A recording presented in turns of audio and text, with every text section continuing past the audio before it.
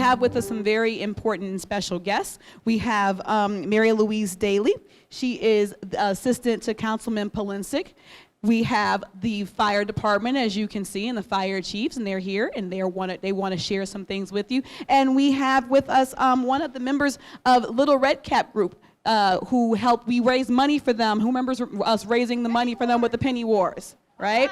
All right. So these are all of our community members, and they're all here today to share with you guys the story of our building and what makes it so unique and so special. So we want to be on our best behavior and show our active listening ears and our interested learning posture.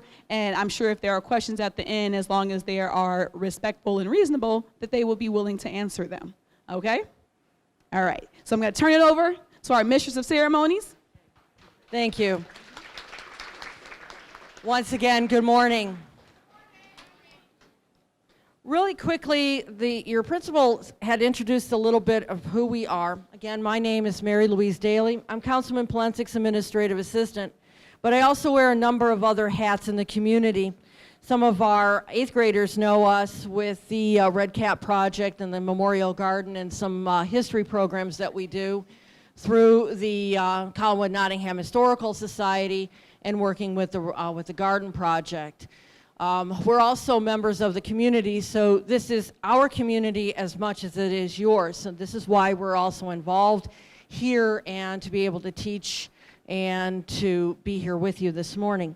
We also have, as your principal said, that we have several other guests with us.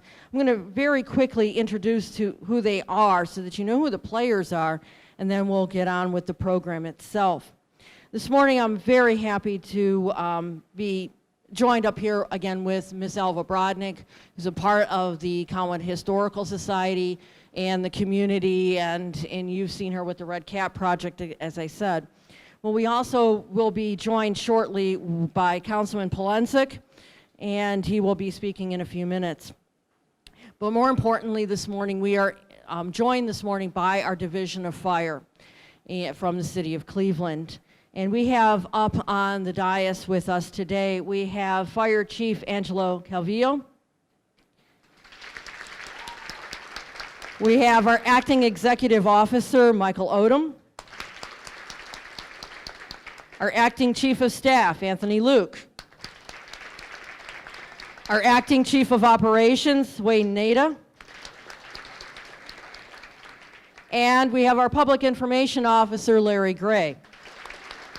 Now, you notice that there is a number of other fire safety personnel also lined up on both sides here, and they will be introduced when we bring up our fire safety folks to talk to you about fire safety. And we also have been joined by a big fire truck and other apparatus that they'll be talking to you about in a little while. Right now, I'd like to have everybody, if you can please stand. We have our flag here, and because I do not start any program without paying heed to the flag of our country, so if you can please stand, put your hand over your heart, and let's recite the pledge together. I pledge allegiance to the flag of the United States of America, and to the republic for which it stands, a nation under God, indivisible, with liberty and justice for all. Thank you. You may sit. What? Some of you may know the story of the Collinwood School fire. For those of you who do not, and because we are also being taped today through the Cleveland Municipal School District, and this will be shown through their offices and possibly Channel 20 for the City of Cleveland. We're going to just talk a little bit about the story of the school fire. On the morning of Wednesday, March 4th, 1908, 108 years ago, it was an Ash Wednesday. The Lakeview School and the Collinwood Village caught fire. By the time the fire was put out, despite the valiant efforts of the community. We had lost almost half the students in the school that day. 172 students, 2 teachers, and 1 adult rescuer had been killed. While some of the children died from burns and smoke inhalation, most were either crushed or suffocated in the frantic attempt to escape the building, many being trapped in the stairwell vestibules. You have some of those in this school. You have stairwells in this school. And this is why we tell you about why fire safety is so important in those stairwells. Many of those who had settled in this community by 1908 were of Eastern Europe descent. The overall population of the community was much more diverse due to the opportunities that presented those families, many of which worked at the railroad yard that still exists in this community today, and other manufacturing businesses. The closeness and friendliness was always a unique ingredient of Collinwood. The wretched destiny and the disaster drew the residents close together when they needed each other the most. And even when the problems or situations arose that might have divided them, they came together to find solutions. To this day, I think this also tells us what Collinwood is all about even today. From the very beginning, a devotion and dignity in their community made them work hard for its betterment. Because most of these families were what we call immigrant families, many of them didn't even speak English, as we come to find out. There were many Slovenians, Germans, Italians. They were Catholic, Lutheran, Presbyterians. Many of them, as I said, they worked together for the betterment of the community. What was the most important thing to these families was the education of their students, and they took pride in their school because of that. This tragedy struck the school in the proud and prosperous village and had its reverberations in the Collinwood community as well as the rest of the city of Cleveland. To this day, it is still talked about around the world. In fact, fire safety laws as well as safety and building codes for schools were both reviewed and changed because of the Collinwood School fire.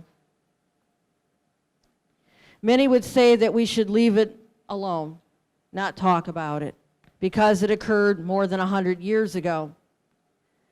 Our point is that we need to keep talking about it to make sure that each and every one of our students and each and every one of our schools here, especially in our community, are safe because of what happened 100 years ago. As the community grew, more schools were needed. A school that would be grades 1 through 6. In 1899, the voters approved a bond issue for the building of the elementary school. Sound familiar? And it was erected here at 410 East 152nd Street, then called Collimer Avenue. Lakeview Elementary was the name of that school. And it was constructed and opened in September of 1901. By 1908, the population had grown to almost 7,500 residents in the community and over 350 students in the school. 2 more classrooms were added to each floor, and that's when we had 3 floors of school, and the classroom on the 3rd floor was used for the 5th grade. Unfortunately, when fire broke out at the school that day, it didn't take long for the Georgian pine that was predominant in the school to burn very quickly. The biggest issue was that students panicked, and one event led to another to create the tragedy that occurred. The neighborhood rushed to the scene. Sadly, most of their efforts were futile, and they were left to watch helplessly as the fire consumed their school and their future generation of the community.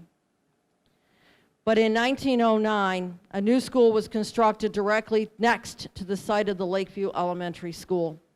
So almost immediately after the school had burned, and they were picking themselves up by their bootstraps, they saw that we still need a school.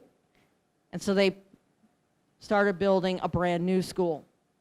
That was the original memorial school that stood on the site where this school today stands in its footprint. Again, it was called Collinwood Memorial, and a memorial garden was built to remain there forever. We even have a state of Ohio bill that states that a memorial garden is to remain on this property forever in remembrance of what happened on March 4th, 1908. Of the 172 students who died, 19 were unable to be identified. The City of Cleveland purchased a common grave at Lakeview Cemetery for the individually unidentified children and were buried there along with one of their teachers. Actually, but we found out now that both of their teachers are there. Miss Grace Fisk and Miss Catherine Wheeler, whose candles are at the foot of the podium here. Miss Grace Fisk was the second grade teacher who died in the fire. An additional 10 graves for identified victims and families who wished to be buried near their loved ones were also there in Lakeview. Through all of the research that we have done and we continue to do, and we're getting ready for the 110th anniversary in 2 years, where all this research will be talked about and showcased and shared with everybody. We've now been able to identify where most of these students have been buried so that we can identify their graves and visit them, remember their families, and we're trying to identify those families who had members who survived at that fire because there were reunions that were held afterwards. Memorial School, that memorial school, unfortunately, was closed in 1979. Then in 2006, a new school was chosen, this site was chosen to replace that old school with a brand new school and to replace that old 1910 structure. Today, the school that you are in is a part of the revitalized Cleveland Public School system. And as I said, we are happy that we were able to rebuild a new memorial and to remember what had happened here, but also to showcase that we're bringing our community forward. You are our future. And this is why we want to make sure that you understand this story and then help you to build your own stories for this school. I'd like to introduce again Ms. ELVA BRODNICK to do a moment of silence.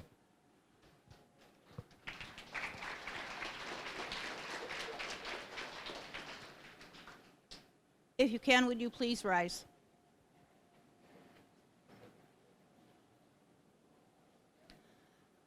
We need to remember. We remember those children and adults who lost their lives in the Collinwood school fire. We remember the families who lost children in this tragedy. We remember the families who remained in Collinwood despite their loss and the tragic circumstances of the school fire. We remember, too, those of the community who lived past those scars and helped the community to grow and develop. And finally, we commend you, our children of the community who attend our schools like Memorial, to the care of the school and the community. We must remember. We must never forget.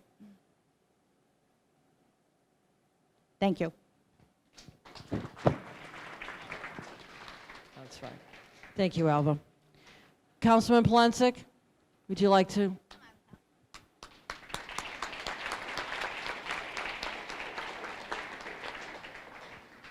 For a long time, this school sat on the edge of our community that Councilman Polensek represented. And in the last redistricting, we were able to bring this school back into the full of the Collinwood community and have Councilman Polensek actually be your council person. So I introduce to you again your councilman, Councilman Mike Polensek. Thank you. Thank you. And good morning.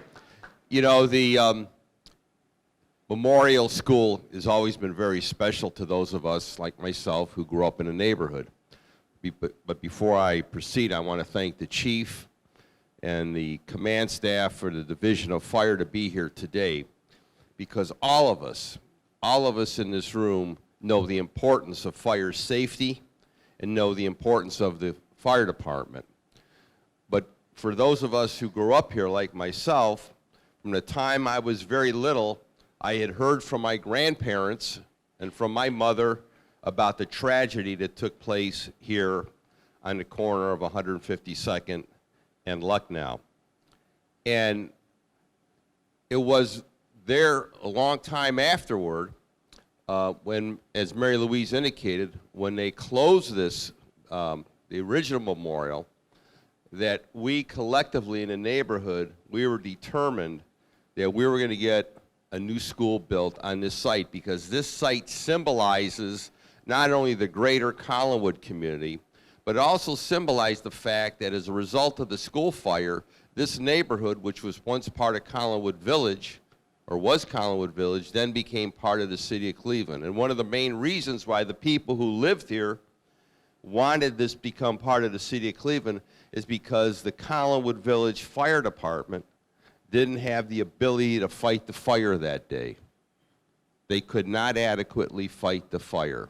So the residents, the people here, wanted to become part of the city of Cleveland so they could have the Cleveland Fire Department be a part of the Cleveland Fire Department. So there's the historical link between this neighborhood, Collinwood Village, and the Division of Fire for the city of Cleveland. It's a historical link. So we worked hard. We worked together to get the new building constructed. Those of you who are students here today and the administration and staff have benefited from being in this wonderful building. You know, I have fond memories of this place. My oldest daughter, when she graduated from high school, out in front of the building there used to be a pond, a memorial pond in the garden where the present garden is. And when we had special events, when you had special events in your life, you would come over here and take pictures. I remember my oldest daughter, when she graduated from high school, coming over here and taking pictures at the pond with the family because of the historical significance of the school. To the students that are here today, I hope you also remember the importance, and I'm sure you're going to hear that from the fire department, the importance of fire safety. I hope each and every one of you have a working smoke detector in your house. Think about that, a working smoke detector in your house, because that day 172 children died in a fire, and yet we continue to see fires take place in our city and a loss of life, and most of that is because there's not a working smoke detector in their home. So I hope that's the case with each and every one of you. Look when you get home to see if there's a working smoke detector. And again, I'm very honored and pleased to be here today. Memorial means a great deal to me. When I walked up, I always walk up and I read the murals that are on the outside of the building. And when you leave today, or you have a chance when you're coming to school, just stop for a moment and read what it says on the murals that we kept from the old building and we transferred them onto this new building. It talks about government, it talks about civic pride, it talks about the history, and you are the recipients of that history. Each and every one of you students today are recipients of the history that took place here 108 years ago. So again, I'm honored to be here today to be with you. God bless each and every one of you. Be successful in your studies. Be somebody. Be somebody. I hope someday some of you will walk up to me and say, I remember I saw you at Memorial School, and I'm this or I'm that, or I own a business, and I'm a college graduate. That's what I'm hoping for from each and every one of you. Have a great day. God bless you. Thank you, Councilman.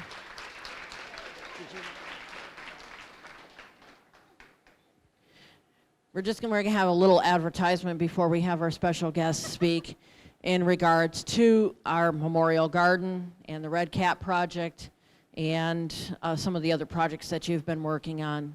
Elva? Okay, I should have brought my little red hat, but I got my red coat and I got my thing on here. How many of you are familiar with the Red Garden Angels? Okay, very good. Trust me, we're going to get rolling on this again. As Mary Louise said, the 110th anniversary is in 2018. And we want to get that garden planted. We want to get that garden in shape. And then we will have one big blowout rededication event in 2018. Now, right now, we're putting plans together for what we can get done this year. Then we're going to roll out plans for the next couple years. And we will be here in the school. You guys know what the drill is. We will be planting the geraniums again this year. I know we didn't get to it last year. We will do that again this year. So we will stay in touch with your principal and your teachers, and I hope to see every one of you out there doing the hard stuff in the flower pot, and also doing some of the fun stuff too. So thanks very much, guys, and hope to see you in the spring. Thank you.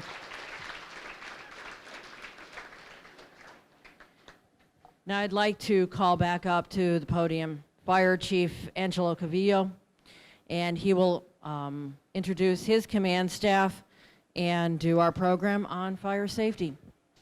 Fire Chief, thank you so much. Good morning, everyone. I am Chief Angelo Calvillo, Cleveland Division of Fire. It's truly an honor and a pleasure to be here this morning with all of you. I'd like to take a moment to introduce my command staff and my public information officer, and also my companies that are here today. To the right of me is my executive officer, Chief Michael ODUM. My Chief of Operations, Chief Wayne Nada. My Chief of Staff, Chief Anthony Luke. My Public Information Officer, Larry Gray. To the right of Larry is our ladder company, Ladder 31, and those are 4 members to your right.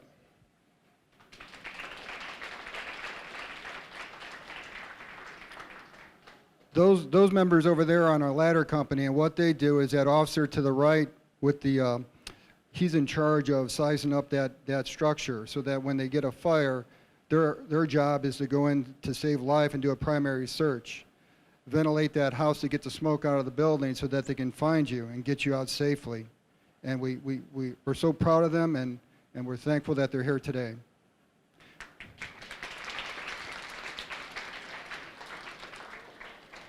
To the left, we have our engine company, Engine 31.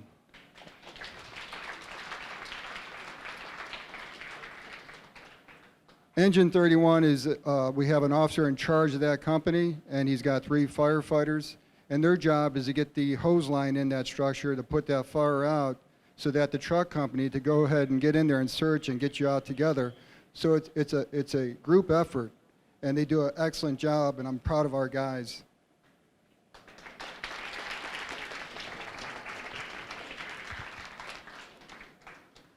I just want to echo Councilman Polensik and just say, you know, be somebody. You know, I grew up in Cleveland on the west side. I went to the Cleveland public school system. And, you know, going through the school system and you know, living in my community, there were people that doubted me. They would say, hey, you know what? You're not going to be anybody. You know, who do you think you are? But I'm here to tell you that you can be anybody you want to be. And like the councilman said, it's all about education, and education is power. With that education and power, you can be somebody. Don't let anybody tell you you can't do it. The only one that's going to stop you is you. Remember that.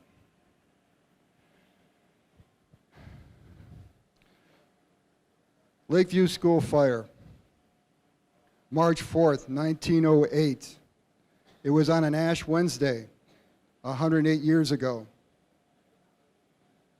775 souls perished that day. The greatest loss of life for schools in the United States history. It was a 4-story brick wood joist construction. And basically that means that it was a brick building with a lot of wood inside. Like she stated earlier, the Georgia pine created a lot of fire. There was a stairwell, a main stairwell from the front to the rear. It went from the first floor to the third floor and then to the rear, from the third floor to the back. There were 2 exits and 1 fire escape. Inadequate, but legal at the time. The fire escape saved most of the children on the second floor, but the children on the third floor, which was indicated to 5th graders, they didn't realize that that fire escape was there. Always remember, when you're in a building, look to see where your exit's at. You've got an exit sign there. You've got an exit sign over there. You've got an exit sign to your left over here. If you're at home, start thinking about, if there's a fire in my home, how am I going to get out of my home? If I'm on the second floor, do I have a porch to get to?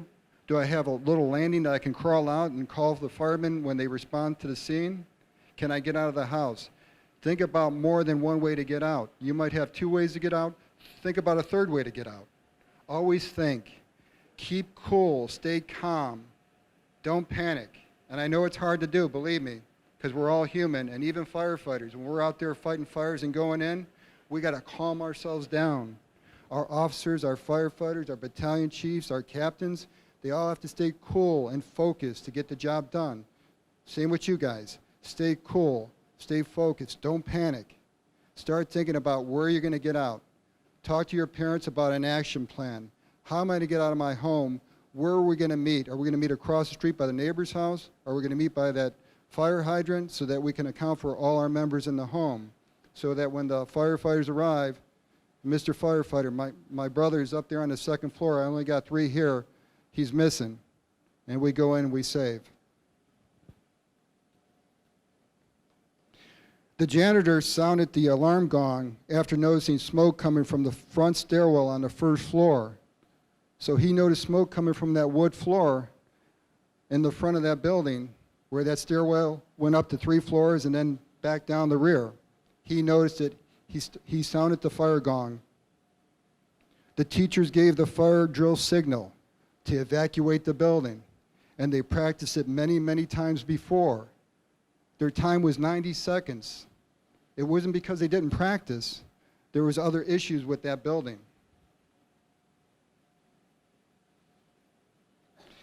Many fire drills, once again, were performed in 90 seconds, and that's outstanding. But the issues that day, that year, with that particular building, and those were the laws in place at that time, was the line of exit that led directly into the smoke and fire on the first floor.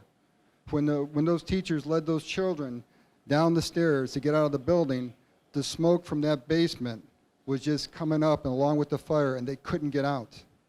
Not with just those 2 exits. And the majority of those students went down the rear stairwell. And because of the vestibule being so narrow and a locked door and only one door to get out on that rear, it caused a jam. And everyone jammed up and they couldn't get out. Like Councilman Plensick said, the fire department at that time was a volunteer fire department. They didn't have the access and tools that they needed for that particular day. And I can tell you this, as a division chief of this Cleveland Fire Department, we are proud to serve and we are aggressive and we will save you if we can save life. I give you my word on that. The doors. Back then, those doors open inwardly. If you notice these doors, they all open outward.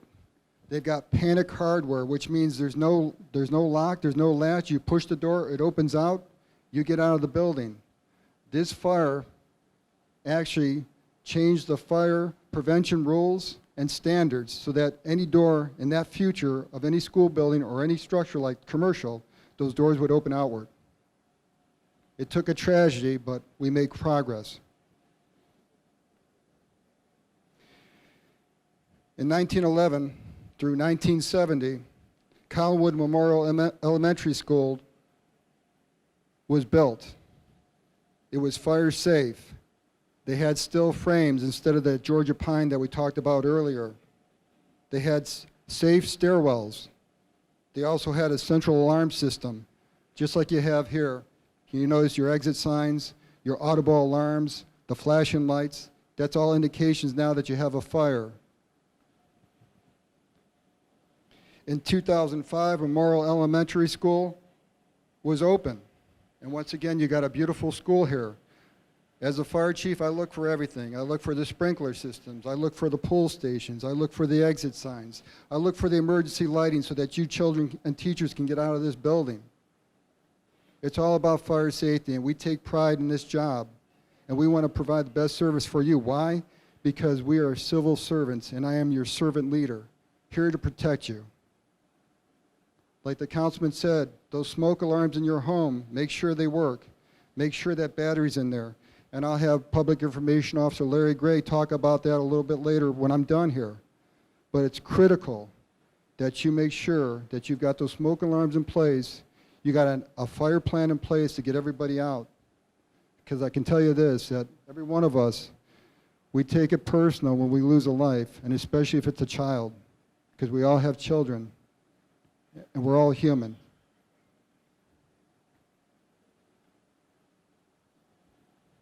I just want to, once again, truly thank you from the bottom of my heart to give us the opportunity to meet with you and educate as far as fire prevention, fire safety, and to let you know a little bit about what we do.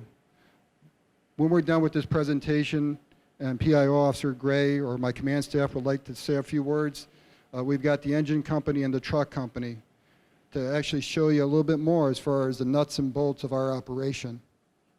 And once again, thank you again. God bless you, and be safe.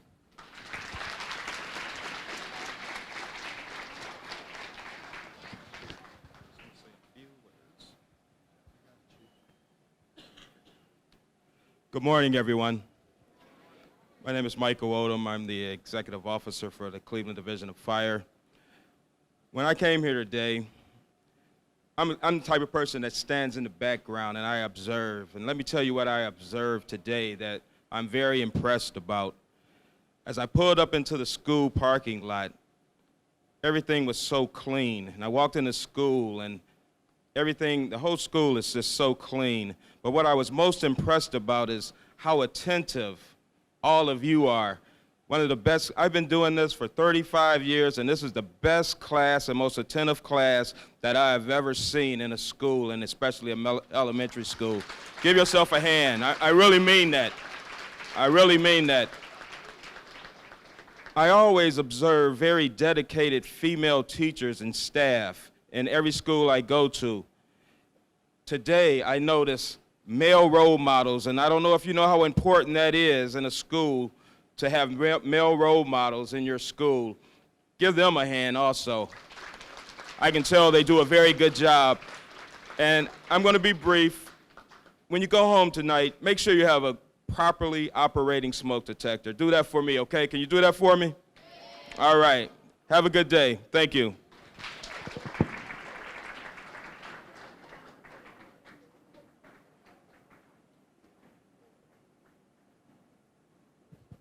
Okay, good morning. Good morning. Listen to me. Let's hear it. Good morning. Good morning. There you go. I'm the Public Information Officer, as the Chief spoke. My name is Larry Gray. What I want to see first and foremost is we've talked a little bit about fire safety, and we come to the schools and we do demonstrations about fire safety. And I ask this question often, but I don't want to see everyone look at each other. Look up here at us. How many of you guys do fire drills at home? Let me see a show of hands. Okay, I don't see every hand. Now, this is what I want you to do. I want you to look at your teachers. Now, teachers, how many of you teachers do fire drills at home? Let me see those hands. We got 1, 2 teachers, 3. All right, everyone turn back around, look at us. These gentlemen on the left and right, and these gentlemen on the stage and myself, we are here because you have to learn to do drills at home. It is important that you understand that in a fire you have seconds to get out the house, as the chief alluded to, seconds. it will get dark so quick, you won't be able to see the windows or the door. Fire drills are very, very, very important. We all think we know how to get out of a house, but unfortunately we don't. So, here's your homework assignment from the fire department, including teachers. Tonight, when you go home, this is what you do. Go in the bedroom that you sleep in, cut off all of the music, all of the TVs, all of the noise, phones, televisions, everything. This is including Councilman Polensek and Mary Louise. Everyone should do this tonight. Go in your room, get a blindfold, a real blindfold, something you can't see out of. And in that bedroom, you turn around 3 times with that blindfold on. And your task is to have someone with you, and they are not to talk to you, but your task is to get out the house.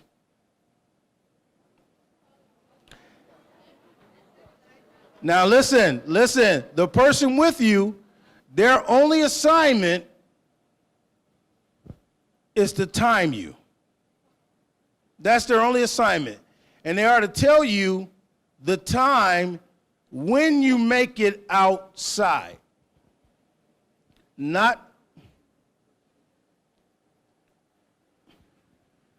right. Now, we don't want anyone to get hurt, so if you get to the stairs or you get ready to fall, we want them to tell you stairs or something that you might get hurt. But I want you to do this with that blindfold on. And the reason why is because you're going to see that it's going to take you longer than you think to get out the house. Now, when you finally make it out, teachers and students and councilmen and Mary Louise, when you finally make it out, it's going to be about 3 minutes, give or take. The average temperature of a fire in 3 minutes is about 800 degrees. Let me say that again. The average temperature of a fire in 3 minutes is about 800 degrees. It's going to take these gentlemen on the right and on the left about 4 minutes to get there. The temperature of a fire in 4 minutes is around 1,600 degrees. This is why the chief was saying that you need to practice how to get out. Because the longer you're in there, the hotter it's going to get and the darker it's going to get. So you definitely need to be practicing fire safety. So, with that being said, repeat after me, kids. This is what you go home and you say tonight to your parents. Mom and Dad. Let me hear it. Mom and Dad. We need to practice fire drills at home. Say it by yourself. Let me hear it.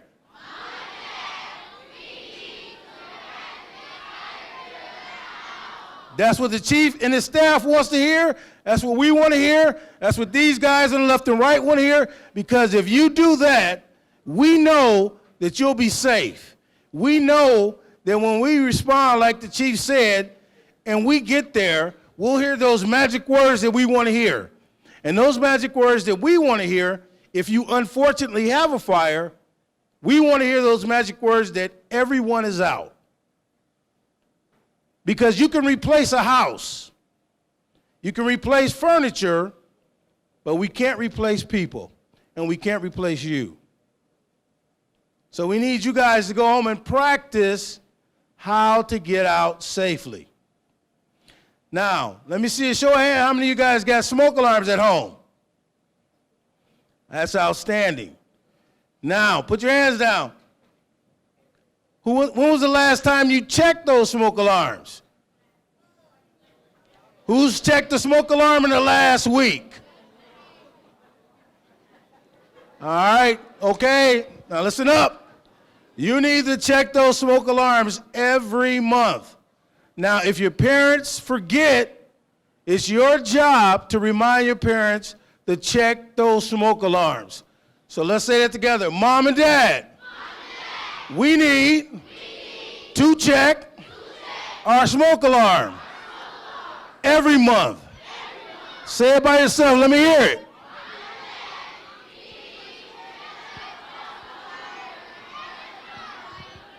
Teachers, that goes for you too. Because that smoke alarm, guys, is your first line of defense. That is your first means of protection. That smoke alarm is going to come and let you know, that smoke alarm is going to sense that smoke and let you know that something's not right. And it's going to activate and it's going to wake you up. But if it doesn't have a battery, it can't do that. So it's important that you guys help your parents remember that you have to check the smoke alarms and make sure that the battery is working. Now, if you don't have a smoke alarm, if you don't have 3, how many have 3 in their house? Let me see your hands. Okay, if you don't have 3, we're going to give your principal a number and your teachers a number you can call. In the city of Cleveland, in our fire department, we give out smoke alarms for free. We not only give them out for free, it gets better. These guys on the left and the right come to your house on their fire trucks and they put them in for you. Can you give these guys a hand?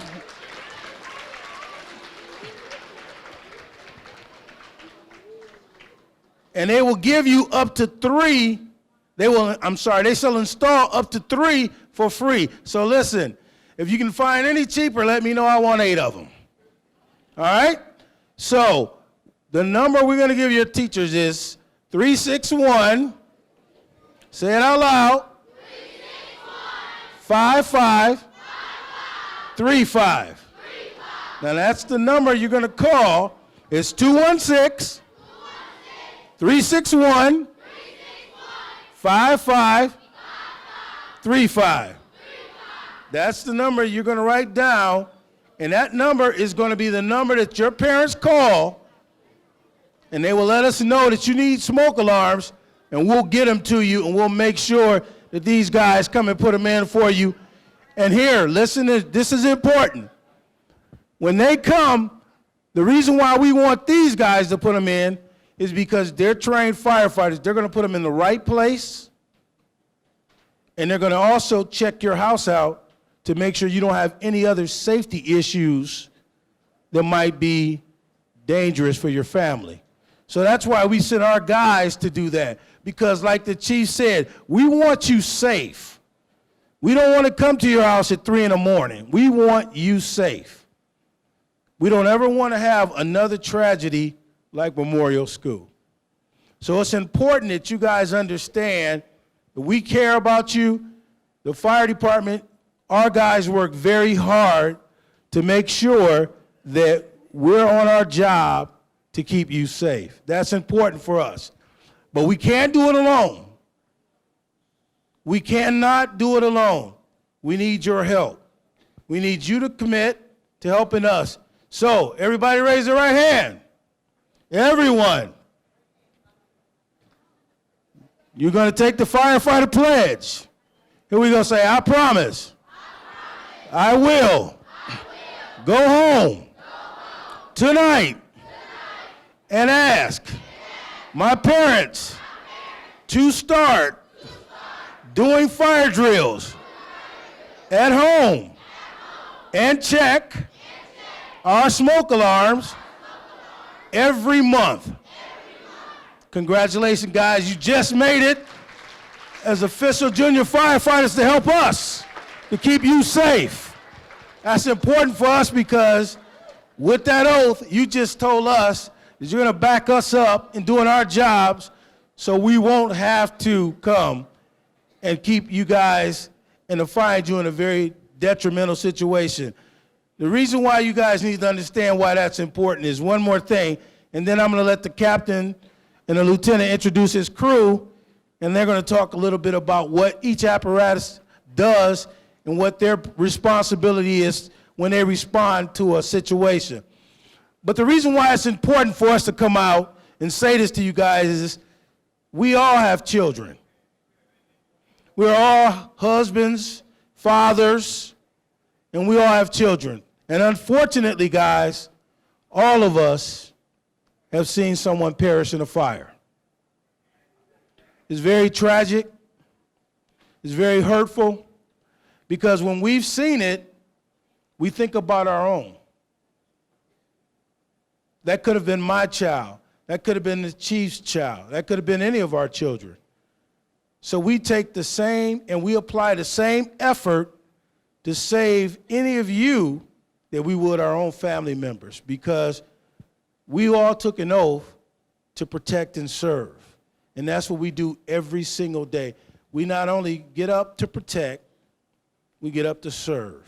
And we're serving you every single day, but we need your help to help us. So when you go home tonight, if you don't do anything else, tell your parents to buy out the time. Everyone's busy. We know that. We know you guys want to rush to get to the video games and to do things like that. But it's important that you take out time to practice fire safety. Because if you practice fire safety, guess what? You'll sleep better, your parents will sleep better, and we'll sleep better knowing that you know if there's a fire, how to get out. And Chief, I'm going to introduce right now Captain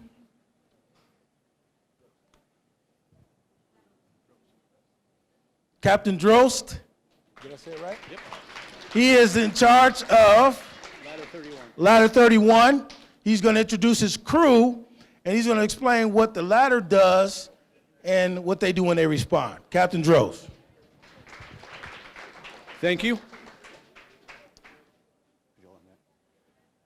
First, I'd like to introduce my crew. This is Firefighter Colonel Penn, Firefighter Christopher Jarris, and Firefighter Donnie James. Now, our job, when we show up, we bring ladders, we bring fans, we bring tools. 2 of us will operate outside the house to ventilate, break windows, cut holes in roofs, search for other entrances into the house for safety reasons. The other 2 of us go inside with the engine company, and we open windows and we check for fire in walls and ceilings. We bring tools, axes and hooks. The hooks are a long pole with a spike on them, a little hook on the end that we can use to punch holes in the ceilings and walls and pull down drywall and plaster and lath to see if any fire have gotten to the channels of the houses. That is one of the ways fires spread. It'll get inside the wall and climb up, so we have to open up to make sure it's not spreading to another floor. While the other 2 gentlemen are outside, they'll be cutting a hole in the roof to help get the smoke and heat out, so it's safer for us to work in there. We also carry fans where we can remove smoke from an area, remove any odors, carbon monoxide, all kinds of stuff like that. We also have what is called hydraulic tools. You may have heard of these, the jaws of life. They're used in car wrecks, stuff like that. We can cut people out of cars. We can open up doors with them. So we are basically the tool company for the fire department. Now, the ladder that we have stretches 105 feet. Now, it sounds like it's a lot. But when we have to park an X amount away in the street from a building and we put it up, we probably can only go up 65, 75 feet with it at a safe angle and how far we have to be from the building. Now, as Chief ODUM was saying earlier about you guys being a very attentive class, and you have been. I've been watching everybody. Everybody's watching, paying attention. What's the most important thing when you practice your fire drills here at the school? What is the most important thing you're supposed to do? You want to head outside, correct? Same thing at home. They're talking about fire drills. You should find a couple ways out. You have your front door, back door, side door. Think about a window. Sometimes something's be blocked, and like they're saying, it's smoky, it's dark, it's getting hot. The first thing you want to do is get out. Get out and get to a safe location. Always think about that. Practice it. Yes, sir, you had a question? Well, you do, but for us, what we want is we want you to get outside. We want you outside safe. Makes our job easier. We can come in and put out the fire. I love meeting kids. I love coming to these things and doing this stuff. I'd much rather meet you this way than meet you at your house because of some emergency. Yes, sir. Pardon? How we gonna be able to get out the building if it's smoky and dark? That's why you practice. His question was, how do you get out of a building when it's smoky and dark? That's why the school has you practice fire drills. That's why you practice at home. It becomes a habit. You'll start to learn. Said, I bet you right now, how long have you been in this school?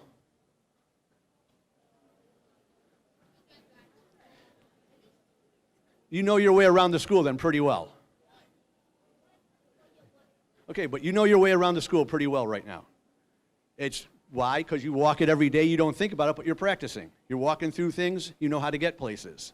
When you do the fire drill, they practice, you go a certain way every time. It's practice. Same thing at home. Practice with the blindfold on. Find out where the windows are in your room. Know where the door is. Hey, if this is my dresser, I know 3 feet over there's a window. It's all practice, and it'll become second nature to you. I'll take one more. Yes, sir?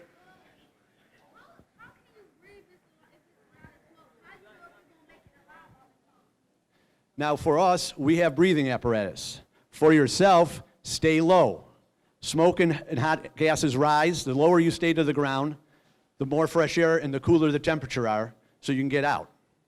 Like I said, that's why you have to practice, because you have to do this quickly.